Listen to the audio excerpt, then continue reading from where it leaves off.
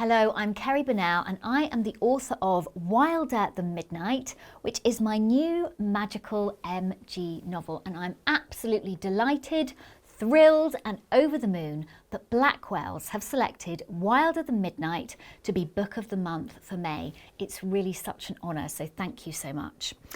The inspiration for Wilder Than Midnight really came from my childhood, when I would walk to school or to nursery in a very bright red poncho, and everyone would say, "Hello, Little Red Riding Hood."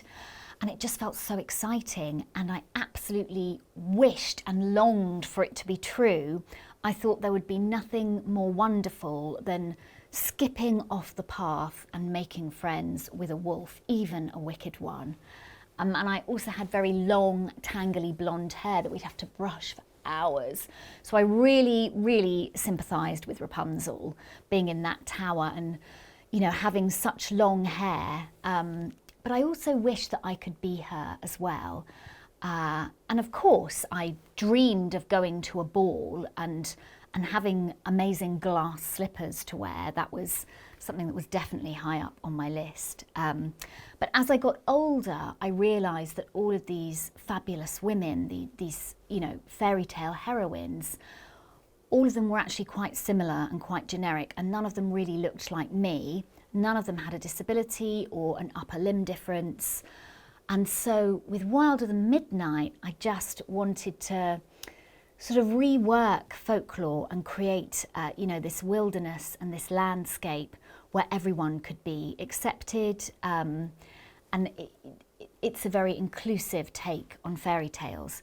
So I started with the character who is Wild Rose, who has the same disability as me. And of course, you know, a gorgeous scarlet cloak. And then the rest of the story kind of grew around her.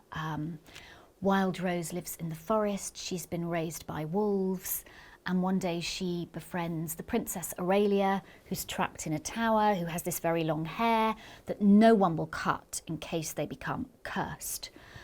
And then between them, they also make friends with a girl who lives in the village called Saffy, who is initially afraid of wolves, but through Wild Rose, she comes to love them.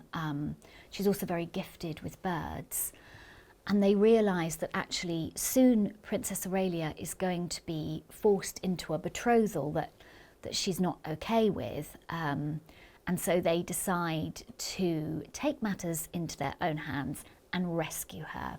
But you will have to read the book to find out whether or not they succeed and all the magical and wondrous adventures they have in the meantime.